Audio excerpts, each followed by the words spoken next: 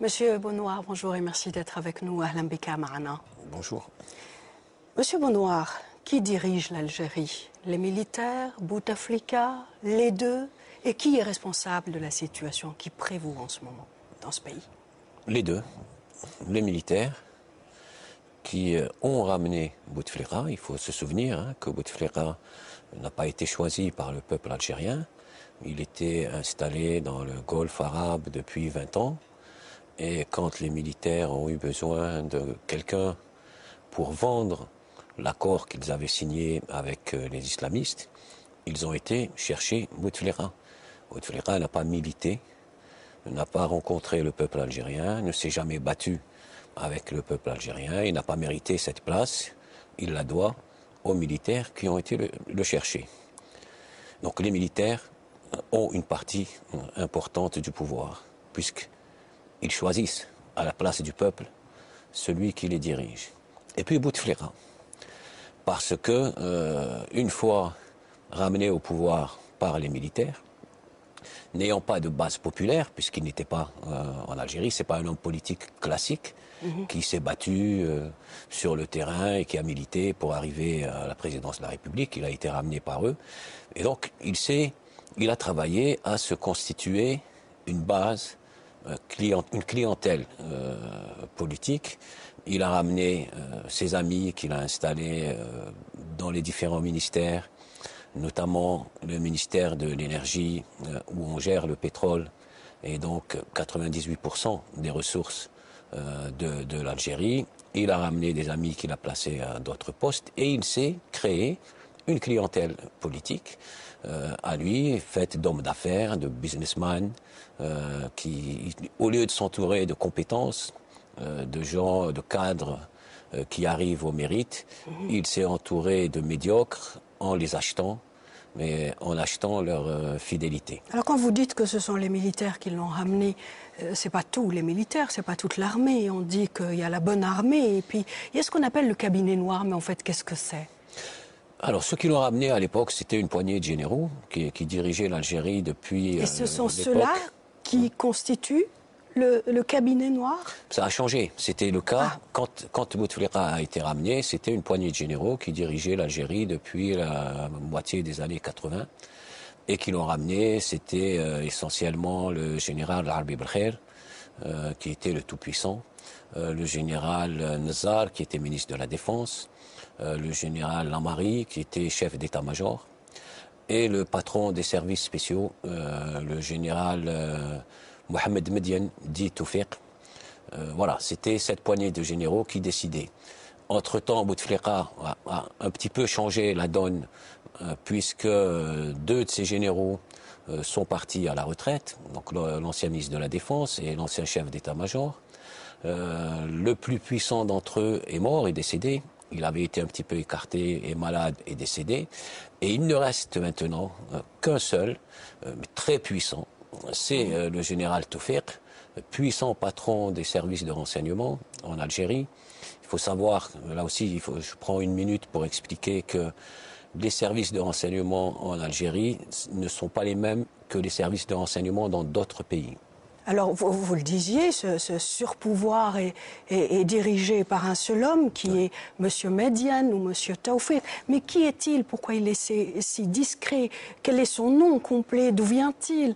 Et pourquoi il est aussi important? Alors, il s'appelle Mohamed Lamine Mediane, dit Toufiq. Donc, vous dites Mohamed Lamine Mediane, 90% des Algériens ne connaissent pas. Vous dites Toufiq. Tout le monde sait que c'est l'homme puissant de l'Algérie et qui la dirige en sous-main. La dernière photo remonte il y a 30 ans. Donc c'est un peu comme un parrain que personne ne voit, mais dont tout le monde entend parler et tout le monde connaît la puissance. Il vient des services secrets, il a fait toute sa carrière au service secret. Quel âge a-t-il? Il a 73 ans maintenant. Donc il intègre les services secrets au lendemain de l'indépendance, en 62. Il fait partie de la première promo envoyée en formation en Union soviétique au KGB. Et il passe toute sa carrière dans les services secrets. À la fin des années 80, il s'entend pas très bien avec le patron des services secrets de l'époque, qui veut le chasser. et il est récupéré à la présidence de la République par le fameux général l'Arbi Belkher, hyper puissant. Et en 89, il est nommé à la tête des services spéciaux et il est toujours en poste, ça fait 21 ans. C'est, je crois, dans l'histoire du monde, celui qui est resté le plus longtemps à la tête des services de renseignement dans un pays. Mais en fait, on dit... Donc cette puissance, il la tient de là. Il la tient parce qu'il maîtrise tous les services de renseignement, intérieur, extérieur, sécurité de l'armée et la police politique. Mais il partage ce pouvoir avec M. Bouteflika. Absolument. Est-ce que M. Bouteflika est juste un homme de paille, une façade, ou est-ce qu'il partage? Absolument pas. Bouteflika a réussi à rééquilibrer en sa faveur ce pouvoir. Jusqu'à Bouteflika, c'était cette poignée de généraux et le patron des services de renseignement qui avait la presque quasi-totalité du pouvoir. Et les hommes politiques civils ne formaient qu'une façade, une vitrine civile. Bouteflika a rééquilibré tout cela en sa faveur, d'une part parce que j'ai expliqué tout à l'heure, des généraux sont partis à la retraite, un autre, celui qui était le plus puissant de tous, est de ce pays. Qu'est-ce que vous pensez de ceux qui disent que M. Bouteflika est davantage un homme d'affaires qu'un homme d'État? Un homme de pouvoir, mais pas un homme d'État.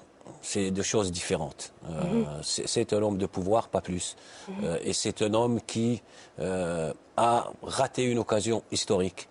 Quand il est arrivé au pouvoir, quand il a été ramené par les militaires, l'un expliquant l'autre, au lieu de s'appuyer sur ce qu'il y avait de sain dans la société algérienne, il a été s'appuyer sur ce qu'il y a de malsain, sur les corrompus, sur les voleurs, sur la corruption, et il l'a développé. La corruption sous le règne de Bouteflika s'est développée à un rythme ce pays n'a jamais connu auparavant, avec la protection des services de renseignement. Ces services de renseignement, leur pouvoir, c'est qu'ils, quadrillant la société, ils assurent la tranquillité du régime. Voilà, donc sur les deux. Et donc Bouteflika a beaucoup de pouvoir.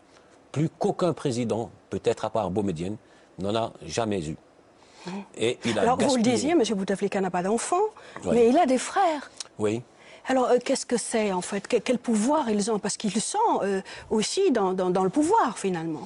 Un en particulier, Saïd Bouteflika, donc son frère, qui pendant jusqu'à la révolution tunisienne et la révolution en Égypte, la rumeur, mais en fait tout le monde savait en Algérie qu'il se préparait à succéder à son frère en 2014 ou dans le cas où son frère décéderait, parce que Bouteflika a 74 ans et il est malade.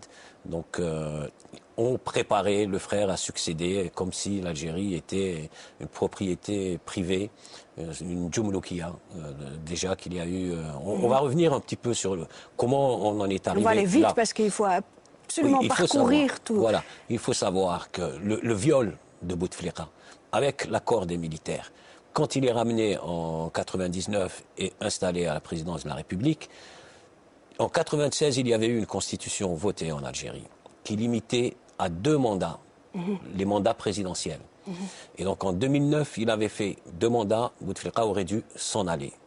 En 2008, il viole la constitution et il enlève l'article limitant à 2 mandats et il se présente pour un 3e mandat. Donc il n'y a plus de limite, il se prépare pour être président à vie.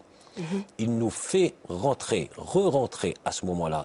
L'Algérie était le seul pays du monde arabe où il y avait cette limite. En violant cette constitution, il ramène l'Algérie dans une Djoumloukia. Djoumloukia, ça veut dire république monarchique. Pour s'installer à la présidence à vie. Peut-être que s'il ne l'avait pas fait, on ne serait pas aujourd'hui dans cette situation. Ça veut dire qu'à son décès, c'est M. Bouteflika Saïd qui reprendrait les rênes du pouvoir.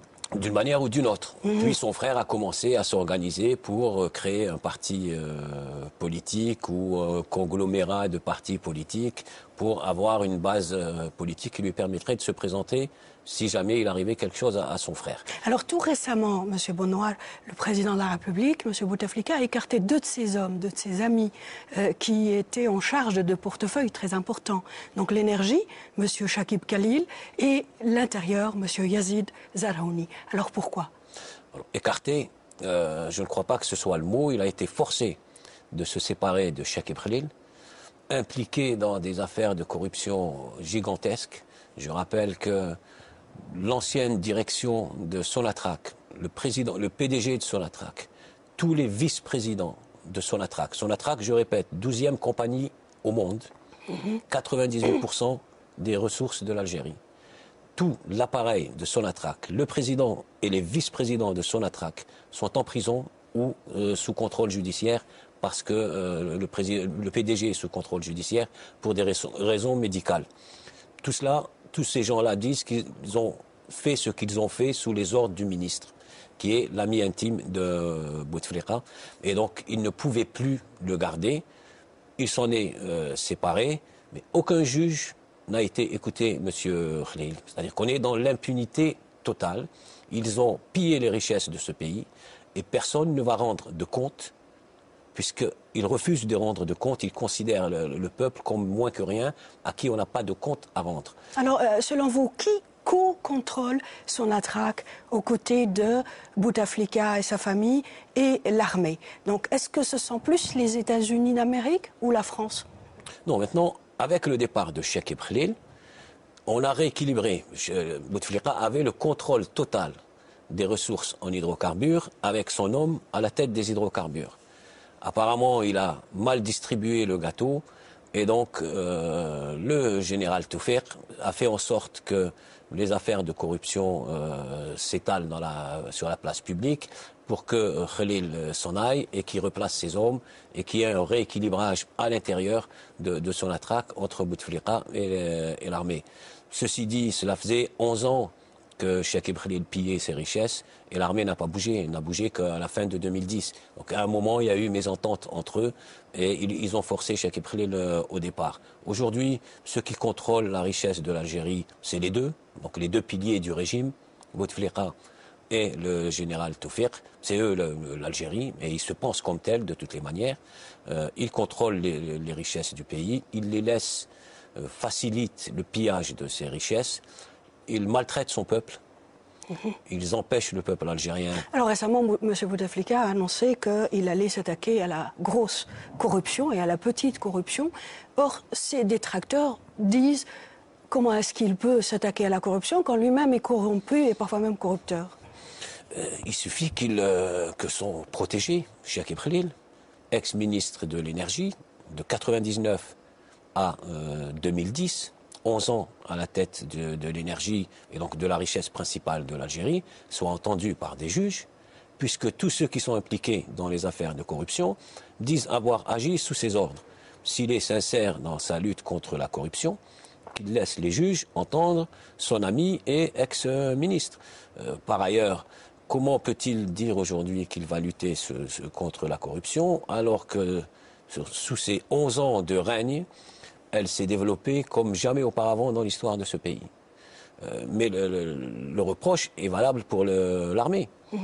Les services de renseignement, surpuissants, qui surveillent chaque fait et geste d'un homme politique ou d'un journaliste et qui n'auraient pas vu tous ces pillages et toute cette corruption et qui, au contraire, pendant cette période, harcelaient tous ceux qui dénonçaient la corruption. Les journalistes qui ont osé dénoncer cette corruption étaient harcelés par les services de renseignement.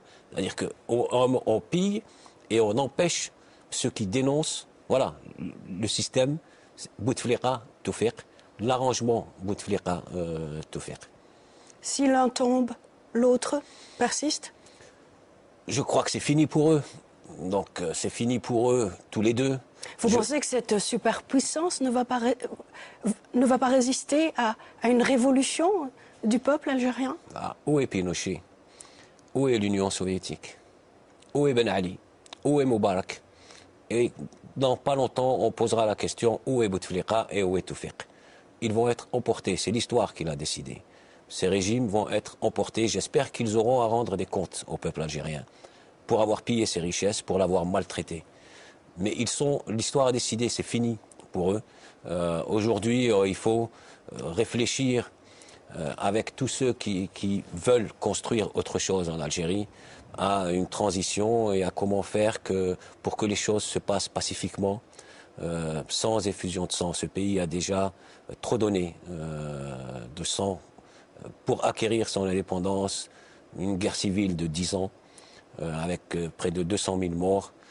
Il faut qu'on évite un autre épisode sanglant à ce pays et qu'on passe très rapidement à autre chose.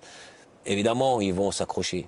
Il y a certains disent que dans cette armée, il y a une sorte de militaires qui sont prêts justement à éviter ce sang, comme vous le disiez, ce bain de sang, en proposant de retourner dans leur caserne et laisser donc la société civile instaurer un état de droit. Vous pensez que c'est possible? C'est possible, c'est inéluctable. L'armée n'est représentée... Le service de renseignement dont je parlais tout à l'heure, donc le DRS, dirigé par le général Tawfiq, est le bras politique de l'armée. L'armée dans son ensemble, en infanterie, enfin l'armée au sens classique, est dans les casernes. Et je ne pense pas qu'elle sortira pour tirer sur le peuple la prochaine fois. Si Bouteflika espère ou compte sur ça, il se trompe. L'armée ne sortira pas et ne tirera pas sur son peuple. Ça, c'est fini. C'est acquis au niveau planétaire. L'armée algérienne n'est pas une partie de l'armée libyenne. Et encore, on a vu en Libye, beaucoup de militaires ont refusé de tirer sur leur peuple. Quand on parle de l'armée, on parle du bras politique de l'armée, c'est la police politique qui, elle, quadrille la population. On est le seul pays au monde où la police politique est militaire. La police politique en Tunisie, c'est une police politique civile, de la police, du ministère de l'Intérieur. Pareil en Égypte. En Algérie, la police politique, elle est toujours militaire. C'est un corps militaire qui dépend de l'armée et qui n'a pas le droit de s'ingérer dans la vie publique du pays, qui n'a pas le droit de surveiller les gens et qui n'a pas le droit de les harceler. Donc cette police politique, il faut la dissoudre tout de suite. Si cette police politique est dissoute immédiatement et que les Algériens participent à la vie politique sans être surveillés par ces gens-là, participent à la vie médiatique, participent à la vie associative et syndicale. Il va en sortir très naturellement et très vite des nouveaux leaders, des syndicalistes, des universitaires, des militants politiques, des militants des droits de l'homme, la société va avoir accès à ces gens-là, va les écouter, va les entendre et va choisir qui elle veut pour la diriger. Donc on a un impératif, dissolution de la police politique, qu'elle ne se mêle plus des affaires publiques, et Bouteflika, qu'il annonce qu'il s'en va et qu'il organise la transition. Sinon, le peuple va décider lui-même un jour, ça peut être demain, ça peut être dans un mois, mais ce sera très bientôt, qu'il faut se débarrasser de ce système et il sortira dans la rue et ils le savent. Le peuple les balayera en quelques jours. Alors, un mot sur la coopération internationale militaire. Plus singulièrement. On dit, enfin des experts, des connaisseurs des relations internationales, disent que M. Bouteflika, s'il est parvenu à avoir la mainmise sur l'armée, entre guillemets, c'est grâce à son acceptation de ce qu'on appelle le dialogue entre l'OTAN et les pays méditerranéens, dont l'Algérie, donc, qui a rejoint le peloton de ces pays méditerranéens juste après, au lendemain de la prise du pouvoir par M. Bouteflika. Et c'est ce qui lui a permis, donc, une sorte de négociation à son avantage avec l'armée algérienne. Qu'en pensez-vous ? Oui, c'est certain. Il a réorienté l'armée algérienne vers une coopération et une collaboration avec l'OTAN. Il faut se rappeler que l'OTAN a participé auprès de l'armée française pendant la colonisation de l'Algérie et pendant la guerre d'Algérie. Et qui était... Vous pensez que les Algériens sont au courant, savent que l'OTAN était impliquée dans la guerre ? Non, ils ne savent pas. On a appris par Wikileaks que l'Algérie avait accordé secrètement une base militaire à l'armée américaine dans le sud algérien. Ils ont signé des accords, ils ont accordé une partie du territoire algérien à l'armée américaine sans l'annoncer à qui que ce soit. Ça vous donne une idée du mépris dans lequel ils tiennent le peuple algérien. Et puis c'est Wikileaks qui nous l'apprend. Et ainsi de suite. C'est pour ça que ce régime doit définitivement partir. Et ça va être difficile parce que vous avez vu ce qui s'est passé avec la Libye, je reviens exprès, et les gens disent que Kadhafi est fou parce qu'il maltraite, il insulte son peuple de tous les noms, de drogués, de je ne sais pas quoi. Ceux-ci ne le font pas publiquement, mais ils pensent exactement la même chose. En tout cas, ils pensent qu'ils n'ont aucun compte à rendre au peuple, ni sur le plan financier, ni sur les décisions qu'ils prennent et qui engagent l'avenir de tous ces gens-là, de leurs enfants. Ils sont dans un total mépris de la population. Encore un mot par rapport à l'OTAN, par rapport aux manœuvres donc, militaires qui se font dans la Méditerranée du Sud, du Sud-Est, Sud-Ouest. Elle se fait aussi avec Israël, avec l'État hébreu. Est-ce que vous pensez que l'Algérie, en participant à ces manœuvres aux côtés d'Israël, c'est pour elle une façon de reconnaître l'État hébreu de façon implicite ? Mais écoutez, tant qu'on est dans l'opacité, on ne sait pas ce qu'ils ont dit et ce qu'ils ont décidé. Si tout ça a été discuté avec les Algériens dans un parlement élu, dans la classe politique, au niveau des universitaires, des intellectuels algériens, il y aurait une prise de décision. Est-ce qu'on le fait? Est-ce qu'on le fait pas? Dans quel intérêt? Est-ce que ça nous mouille avec Israël? On ne sait pas. Il n'y a jamais ce débat. Ils prennent des décisions et on peut penser, on peut supposer que puisqu'ils cachent des choses, on peut supposer qu'ils sont en train de nouer des alliances à droite et à gauche et qu'ils le cachent au peuple. Il n'y a aucune transparence pour l'instant. On ne sait pas du tout. On espère un câble de Wikileaks qui peut-être va nous dire quel autre accord secret ils auraient signé peut-être avec Israël. On n'en sait rien du tout. On revient à vous, Monsieur Bonouar, parce que le temps passe très vite et j'aimerais qu'on profite de votre passage à Bruxelles. On revient aux médias. Donc, je rappelle que vous êtes le directeur de Radio Kalima Algérie, une radio donc libre qui n'est pas permise donc en Algérie.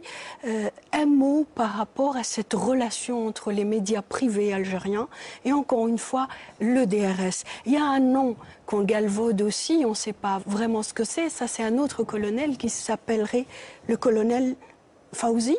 Qu'est-ce que c'est ? Alors, les médias, tout de suite, rapidement, d'abord les médias.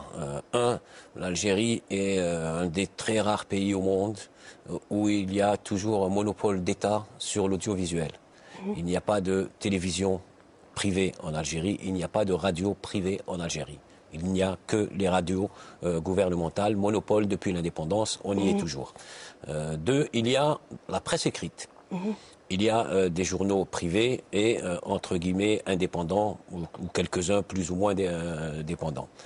Et donc, ce colonel Fawzi est un directeur dans le DRS, donc la fameuse police politique, chargé des médias. Donc, il s'occupe, pour le compte du DRS, des médias, il les surveille, il doit noter le degré d'allégeance des uns et des autres, et en fonction de ça, distribue la publicité publique aux uns et aux autres. Encore un mot, j'ai dit monopole public sur l'audiovisuel, un des rares pays au monde, monopole public sur la publicité. Toute la publicité publique passe par une agence gouvernementale qui la distribue aux journaux. Une mairie, un département ne peut pas, s'il a un petit encart de publicité pour recruter une secrétaire, appeler un journal et passer son encart publicitaire. Donc vous voulez dire que la presse privée, finalement, en Algérie, n'est pas aussi indépendante qu'elle n'est pas libre financièrement, en tout cas, puisque la publicité passe... Il y a un monopole d'État sur la publicité et c'est un sombre officier qui décide du paysage médiatique du pays. Finalement, en décidant de donner 5 pages de publicité à un journal et 3 à un autre et rien à un autre, c'est un officier élu par personne, qui ne rend de compte à personne, qui décide du paysage médiatique d'un pays comme l'Algérie. Voilà comment on contrôle des médias. Alors, il y a une 60aine de journaux. Un ou deux essayent d'avoir leur indépendance et ont un lectorat, ont acquis un lectorat, et ils peuvent, en gros, se passer de la publicité publique. Et puis, il y a une 50aine de journaux publics qu'on appelle parapublics, qui ne vivent que de l'argent de la publicité publique, donc l'argent des Algériens distribué par le DRS et qui, à longueur de journée, Bouteflika est le plus beau et le meilleur président du monde. Et voilà, sinon ils n'ont pas de publicité.